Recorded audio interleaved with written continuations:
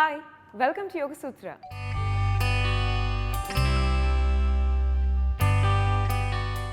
ఇవాళ యోగ సూత్రలో కృష్ణ గారు మనందరికీ ఏ ఆసనం పరిచయం చేయబోతున్నారో చూద్దాం.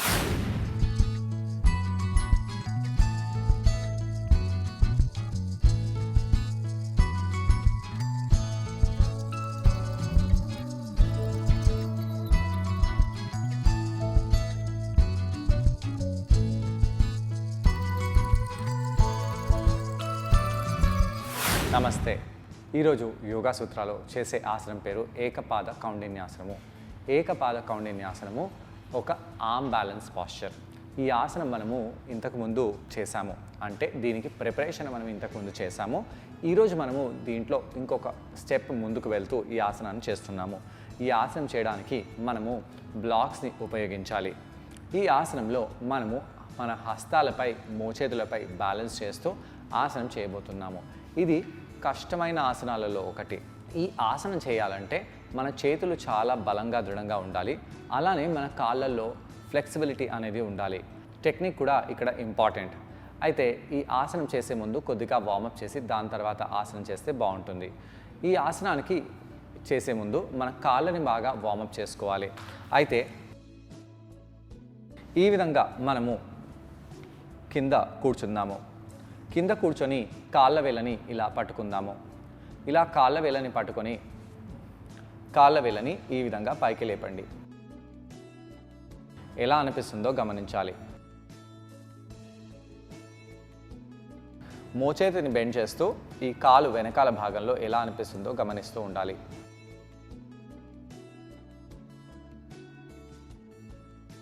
శ్వాస తీసుకుంటూ శ్వాసని వదిలేస్తూ ఇలా కొంత సమయం పాటు ఉండి మన కాళ్ళ మడమని కింద పెట్టేయండి. దీని తర్వాత రెండో వైపు శ్వాస తీసుకుంటూ శ్వాసని వదిలేసి ఇలా రెండో కాళ్ళని కూడా పైకి చేద్దాము.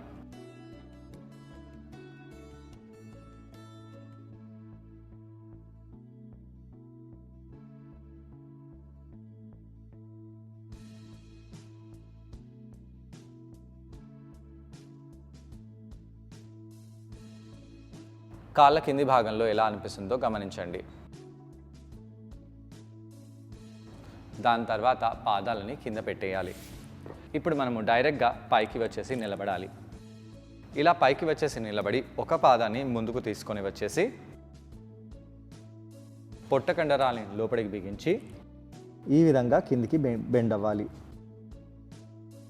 ఇలా కిందికి బెండ్ అయినప్పుడు మన కాలు వెనకాల భాగంలో ఎలా అనిపిస్తుందో గమనించండి.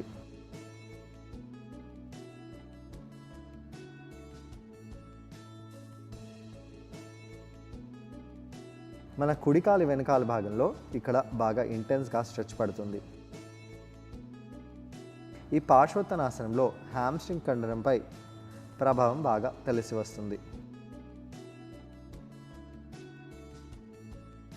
ఇలా ఆసనం చేసి రెండో వైపు కూడా ఇదే విధంగా మనము ఫార్వర్డ్గా బెండ్ అవుతూ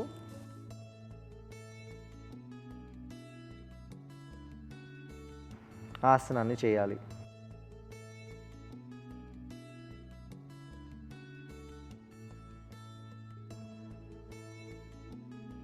ఈ ఏకపాద కౌండిన్యాసనం రావాలంటే మనకు చతురంగ దండాసనం కంపల్సరిగా రావాలి, లేదా ఈ ఆర్మ్ బ్యాలెన్స్ రావడం చాలా కష్టము.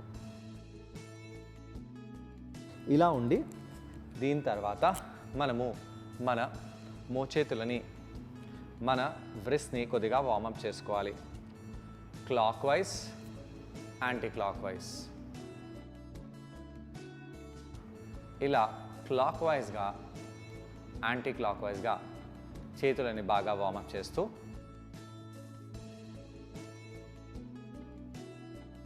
ఈ విధంగా చతురంగ దండాసనంలో ఉండండి. అధోముఖ శ్వానాసనము.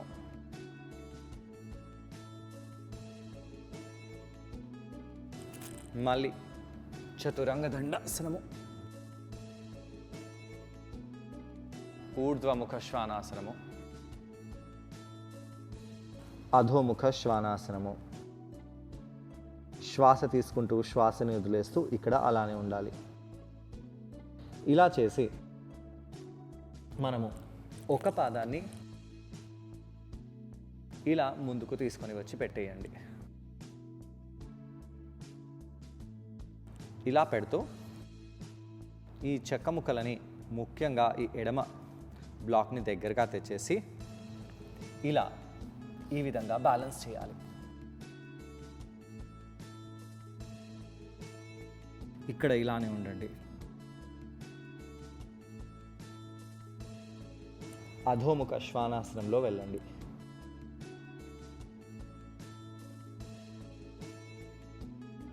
రెండో వైపు కూడా ఇదే ఆసనాన్ని చేద్దాము.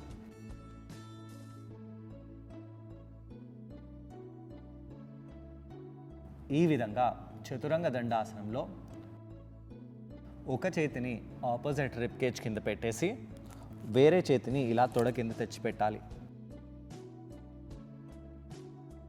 నెమ్మదిగా ఆసనం నుంచి బయటికి వచ్చేసేయండి. భుజపీడాసనముకి ఎలాంటి ప్రిపరేషన్ అయితే చేస్తామో అదే ప్రిపరేషన్ని ఇక్కడ కూడా చేస్తాము.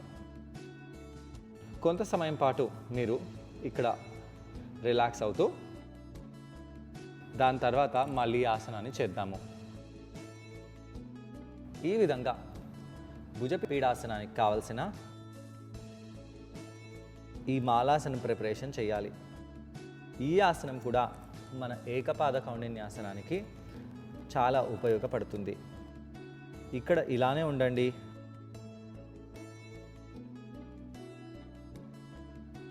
ఒక కాలుని ఇలా వెనకాలకి తీసుకెళ్ళి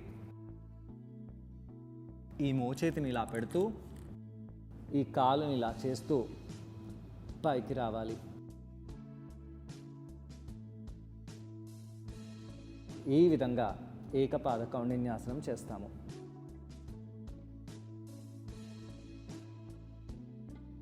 శ్వాస తీసుకుంటూ శ్వాసని వదిలేస్తూ ఇక్కడ కొంత సమయం పాటు ఉండాలి. ఇదే టెక్నిక్లో మనము ఏకపాద కౌండిన్యాసనంలో సెకండ్ వైపు కూడా వెళ్ళవచ్చు.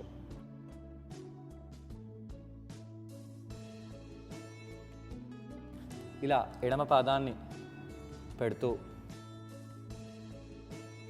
ఇలా కుడి మోచేతిని సపోర్ట్ తీసుకుంటూ ఇలా కాలుని పైకి లేపి రెండో కాలుని కూడా ఈ విధంగా పైకి తీసుకుని రండి.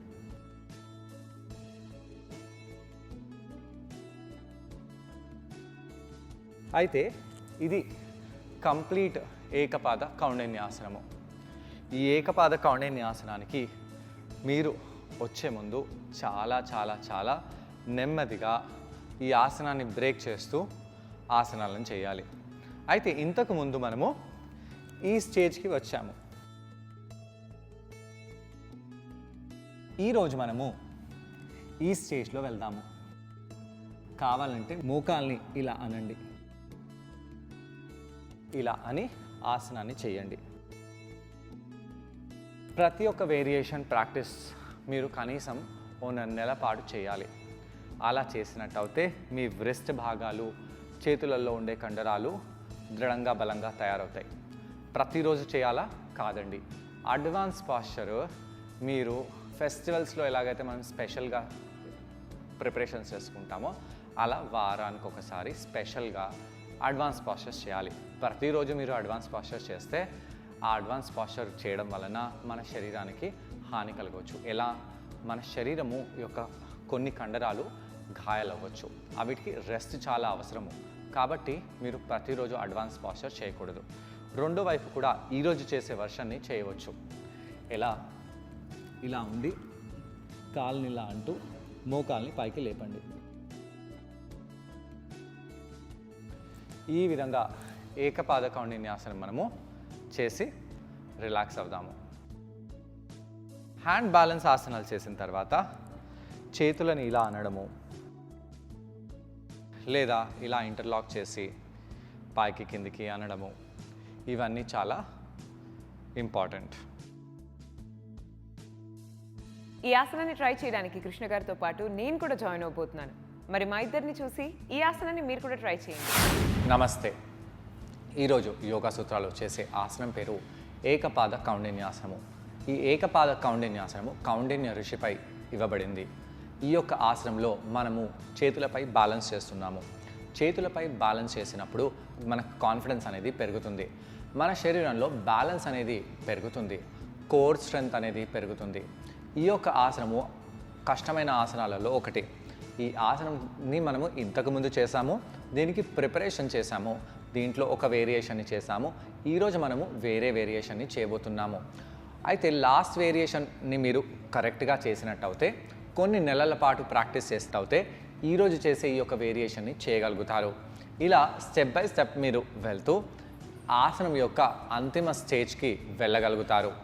ఈ యొక్క ఆసనము బాగా మీరు చేయగలగాలంటే భుజాలలో, చేతులలో కంప్లీట్గా మనకు ఫ్లెక్సిబిలిటీ, స్ట్రెంగ్త్ ఇంకా ఎండ్యూరెన్స్ అనేది 3 ఉండాలి. ఈ యొక్క ఆసనము చేయాలంటే మనకు చతురంగ దండాసనం చాలా పర్ఫెక్ట్గా రావాలి. అలానే చతురంగ దండాసనంతో పాటు మన కోర్ స్ట్రెంగ్త్ బాగా ఉంటూ హ్యామ్స్ట్రింగ్ కూడా బాగా స్ట్రెచ్ చేయగలగాలి. ఈ యొక్క ఆసనం చేయడానికి మన శరీరం రెడీ అవ్వడం ఒక ఎత్తు అయితే, దీంట్లో ఉండే ట్రిక్ని యూస్ చేయడం కూడా రెండో ఎత్తు. అయితే ముందుగా మనం వార్మప్ చేసి దీని తర్వాత ఆసనాన్ని చేద్దాము. మనం కాళ్ళని స్ట్రైట్ చేసి కాళ్ళని షేక్ చేద్దాము. కొద్దిగా కాళ్ళ కండరాలని వార్మప్ చేసుకోవాలి. కోర్ స్ట్రెంగ్త్ గురించి మనము ఒక పాదాన్ని పైకి లేపాలి. ఇక్కడ కొంత సమయం పాటు ఉండాలి.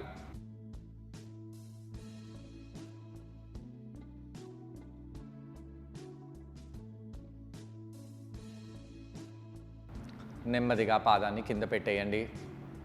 రెండో వైపు ఉన్న కాలుని పైకి చేద్దాము.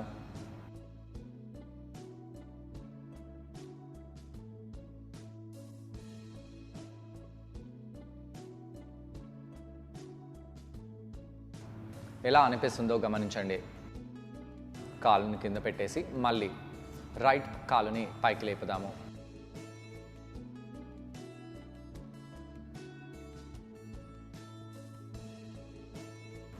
లెఫ్ట్ కాలుని కూడా అదే విధంగా పైకి చేయండి.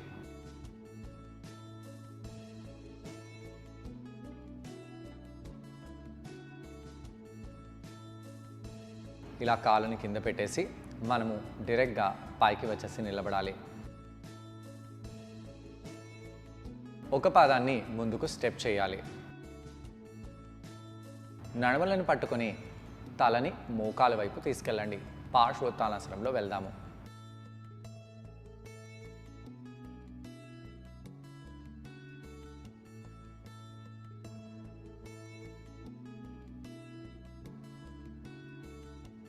శ్వాస తీసుకుంటూ శ్వాసని వదిలేస్తూ 2 భుజాలని ఒకే హైట్లో పెట్టాలి. తలని కిందికి చేయడం వలన మన కాలు వెనకాల భాగంలో చాలా తీవ్రంగా స్ట్రెచ్ పడుతుంది.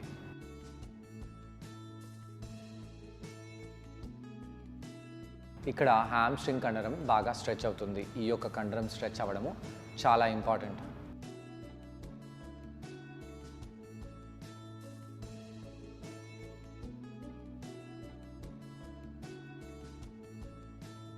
దాని తర్వాత పైకి వచ్చేసేయండి.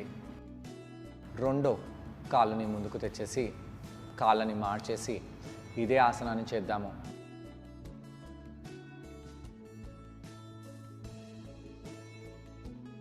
శ్వాస తీసుకుంటూ వదిలేస్తూ ఉండాలి.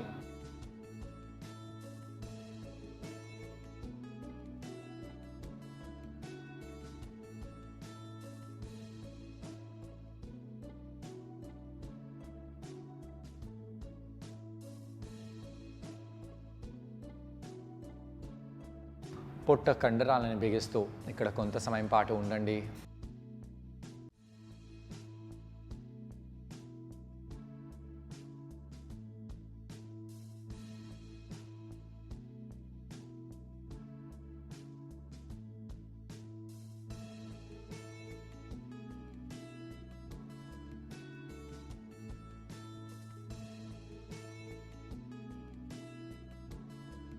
నెమ్మదిగా పైకి వచ్చేసేయాలి. ఇక మనము మాలాసనంలో కూర్చుందాము.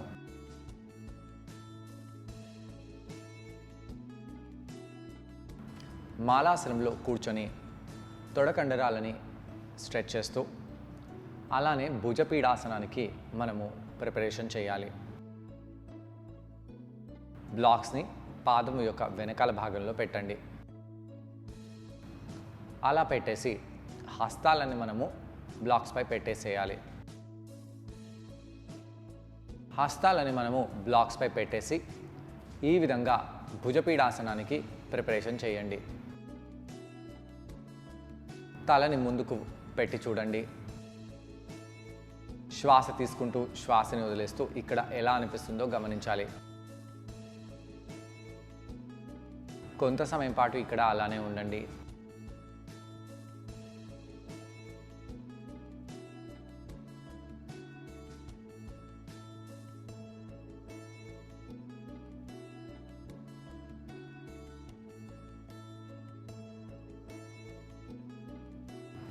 నెమ్మదిగా ఆసనం నుంచి బయటికి వచ్చేసేయాలి. ఇప్పుడు మనము ప్లాంక్ పాస్చర్లో వెళ్ళండి. కొంత సమయం పాటు ఇక్కడ ఉంటూ మోచేతులని వెనకాల చేసి కనీసం హాఫ్ పుషప్ లేదా హాఫ్ చతురంగా అయినా చేయాలి. హాఫ్ చతురంగా చేయండి. ఈ విధంగా హాఫ్ చతురంగా ప్రిపరేషన్ కూడా చేసుకోవచ్చు. ఇలా చేసిన తర్వాత మనము అధోముఖ శ్వానాసనంలో వెళ్దాము. ఆ కుడి పాదాన్ని ఈ యొక్క కుడి చేతి వైపు పెట్టేసేయాలి. అలా పెట్టేసి మనము ఎడమ మోకాల్ని కింద పెట్టేయవచ్చు. ఇక్కడ మనము 2 మోచేతులని మన ఛాతి కింద తీసుకొని రావాలి. ఈ విధంగా ముఖ్యంగా ఈ యొక్క ఆపోజిట్ చేయిని ఛాతి కింద తెచ్చేసి ఈ కాల్ని పైకి లేపుదాము, వెనకాల వైపు అందాము. వేరే కాల్ని కూడా పైకి చేయాలి. 2 కాళ్ళని ఇలా పైకి చేయవచ్చు. అయితే అలా చేయకుండా మనము ఒక కాల్ని కింద పెట్టేసి వేరే కాల్ని ఇలా వెనకాల చేస్తున్నాము. ఈ విధంగా మనము అర్ధ కౌండిన్యాసంలో వెళ్ళవచ్చు. కావాలంటే ఇక్కడ ఉంటూ వెనకాల ఉన్న ఆ కాలు వేళ్ళని లోపలి వైపు చేసి మోకాల్ని కూడా లేపవచ్చు. ఈ విధంగా అర్ధ కౌండిన్యాసనానికి ప్రిపరేషన్ చేయాలి. కిందికి వచ్చేసేయండి. చూసారు కదండి, ఈ ఆసనం పేరు ఏకపాద కౌండిన్యాసనం. ఈ ఆసనాన్ని మనం బ్లాక్ సహాయంతో చేసాం. ఈ ఆసనం చేయడం వలన చేతుల కండరాలకు చాలా మంచిది, భుజాల కండరాలకు కూడా చాలా మేలు చేస్తుంది, మోచేతులకు కూడా చాలా బెనిఫిషియల్గా ఉంటుంది. అలాగే మన బ్రెస్ట్ కూడా బాగా బలంగా దృఢంగా తయారవుతుంది. కోర్ స్ట్రెంగ్త్ అనేది బాగా ఇంప్రూవ్ అవుతుంది. కాళ్ళలో కూడా మంచి స్ట్రెచ్ లభిస్తుంది. వీటన్నిటితో పాటు శరీరంలో బ్యాలెన్స్ అనేది బాగా ఇంప్రూవ్ అవుతుంది. అలాగే మన ఫోకస్ అండ్ కాన్సన్ట్రేషన్ అనేది కూడా బాగా ఇంప్రూవ్ అవుతాయి. అధోముఖ శ్వానాసనంలో వెళ్ళి రెండో వైపు కూడా ఇదే ఆసనాన్ని చేద్దాము. అయితే కుడి చేతిని మన ఈ విధంగా రిప్స్ కింద రావాలి. ఎడమ చేయి తొడ కింద వెళ్ళాలి. ఎడమ కాళ్ళ వేలు వెనకాల వైపు స్ట్రెచ్ చేయాలి.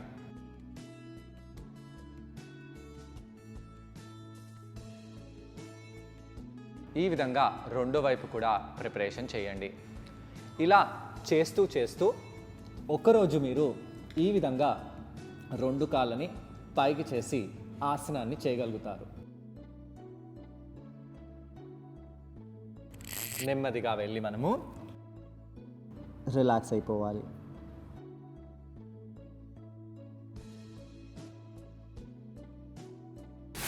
ఇలా కౌంటర్ చేయడం వలన చేతుల కండరాలు, భుజాల కండరాలు బాగా రిలాక్స్ అయిపోతాయి.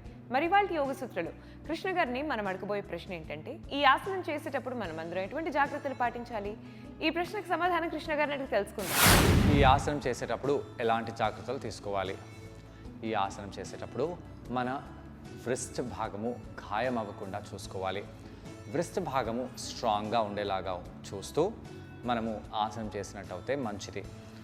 వ్రిస్టిలో గాయం ఒకవేళ అవుతే ఆ యొక్క గాయం నయం కావడానికి టైం పడుతుంది.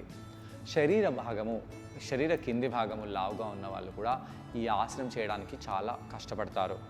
చేతులలో బలహీనం లేని వాళ్ళు, శరీర కింది భాగం లావుగా ఉన్నవాళ్ళు, వీళ్ళందరూ నెమ్మదిగా ప్రాక్టీస్ చేస్తూ ఈ ఆసనాన్ని చేయగలుగుతారు. సో చూసారు కదండి ఇవాళ యోగ సూత్రాలు ఏకపాద కౌండిన్యాసనం. మరి ఈ ఆసనాన్ని మీరందరూ తప్పకుండా ట్రై చేసి మీ శరీరంలో బ్యాలెన్స్ని, అలాగే ఫోకస్ని, కాన్ఫిడెన్స్ని కూడా బాగా ఇంప్రూవ్ చేసుకోండి. తిరిగి రేపటి ఎపిసోడ్లో మరో ఆసనంతో ఇంకొన్ని బెనిఫిట్స్తో మనం మళ్ళీ కలుసుకుందాం. అంతవరకు stay fit and be healthy. Bye.